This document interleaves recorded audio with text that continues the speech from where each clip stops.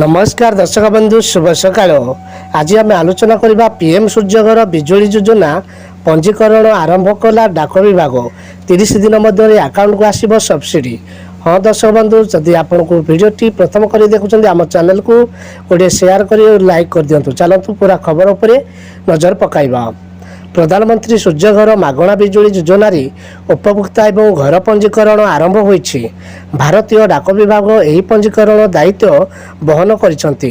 जेउ घरर मालिक तांको छात उपरि सौर फलक शक्ति स्वावलंबी हेबाकु चाहिबे से निकटस्थ डाकघर को जाई स्थानीय पोस्ट मास्टर एपरिकी पोस्टमैन को सह जोगाजोग निजकु तथा घर को यही योजना पंजीकृत करें। जो माने यही योजना उपभोक्ता भाव पंजीकृत होगा चाहिए से पोर्टाल को जाई राज्यर नाम, विद्युत वितरण कंपानी नाम, निज नाम और घर ठिकाना, विद्युत ग्राहक number, mobile number, email address, छातर क्षेत्रफल, केते किलोवाट क्षमतार सौर बिजुली सिस्टम चाहूँगी आदि तथ्य बा plan details rooftop solar form भरी आवेदन करने को हेबो।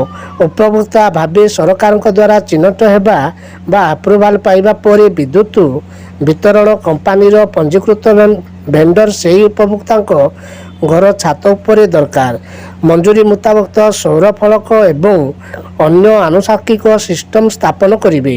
तापरे उपभोक्ता नेट मीटर पाई आवेदन सबमिट कला परे पोर्टाल कमिशन सर्टिफिकेट जेनेरेट हेबो।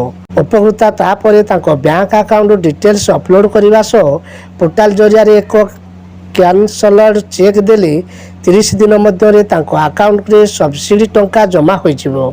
समग्र देश रे 1 कोटी घर छात उपरे सौर फलक खंजा जाई प्रति घर छातर मासकु हाराहारी 300 यूनिट सौर विद्युत उत्पादन पाई एही योजना रे लक्ष्य रखिछंती मोदी सरकार।